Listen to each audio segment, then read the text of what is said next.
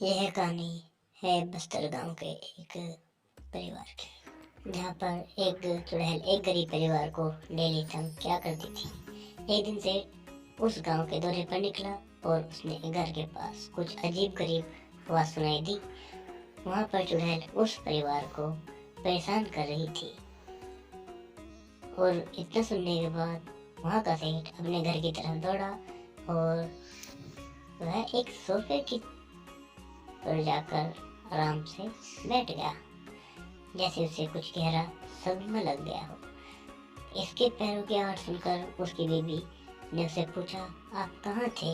मैं आपको ढूंढते ढूंढते परेशान हो गई थी। और अगले दिन माली उस सेठ के बगीचे में काम करने के लिए आया और सेठ उसके पास पहुंचा और उससे कल के बारे में पूछा। माली ने उसे सब कुछ बता दिया और बोलने लगा, वह मेरे बीवी और बच्चों को मार देगी।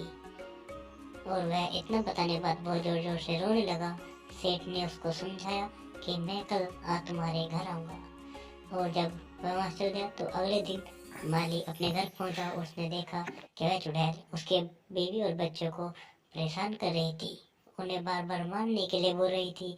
और माली उसके पास जाकर वह बहुत जोर जोर से रोने लगा कि मुझे माफ़ कर दो, मुझसे गलती हो गई। और इतने में उस चुड़ैल ने बोला, मैं तुम्हारे भी बच्चों को मार दूंगी। और उसके बीवी और बच्चे अपने कमरे की तरफ बढ़े और अंदर से गेट लगा लिया। इतने में वहाँ का सेठ तांत्रिक को लाया और चुड़ैल ने तांत्रिक को गुस्से में आकर एक लात मारी। और तांत्रिक को गुस्से में आकर तांत्रिक ने एक मंत्र मारा जिससे चुड़ैल बेहोश हो गई। और चुड़ैल उठने के बाद वहाँ से तेज तेज भागने लगी। और फिर उस माली ने उस तांत्रिक को धन्यवाद किया। और नेक्स्ट पार्ट 2 में हम आपको